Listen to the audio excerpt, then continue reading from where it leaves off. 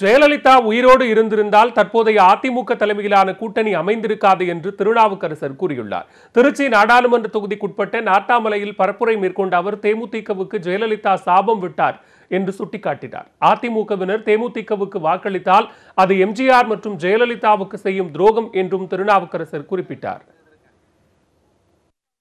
அதிமுக பொறுத்த வரைக்கும் முரசுக்கு போட்டீங்கன்னா எம்ஜிஆருக்கு துரோகம் பண்றீங்க, ஜெயலலிதாவுக்கு துரோகம் பண்றீங்கன்னு அர்த்தம். போடாதீங்க.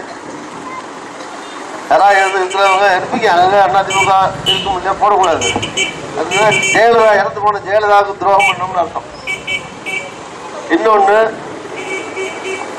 பிஜேபி இருக்கு. அதுல பிஜேபி மோசமான மக்களுக்கு எந்த நன்மையும் செய்யாத கட்சி. பிஜேபியோட கூட்டணி போட்டதுக்காகவும் போடக்கூடாது. திமுக பொருளாளர் துரைமுருகன் வீட்டில் நடத்தப்பட்ட சோதனைக்கு கடும் எதிர்ப்பு தெரிவித்த அவர் அதிமுக அமைச்சர்கள் வீடுகளிலும் சோதனை நடத்துவார்களா என்று கேள்வி எழுப்பினார். எங்காவது போய் ரைட் பண்றது கொள்றதுன்னா இந்த ஆட்சி 5 வருஷம் ஆச்சு. 5 வருஷமா துரைமுருகன் இங்கே தானே இருந்தாரு, தமிழ்நாட்டில் இருக்காரு. துரைமுருகன் வீடு இங்கே தானே இருக்கு. நேதா வீடு கட்டி குடி வந்தாரு. இப்போ 5 வருஷமா ரைட் பண்றதுன்னா முன்னே பண்ணிருக்கலாமே. தேர்தல் நேரத்தில் அவர் மகன் போட்டி போடுற நேரத்தில் போய் ஒரு வீட்டில் ரைட் பண்ணுறது சட்ட ரீதியாகவும் தவறு.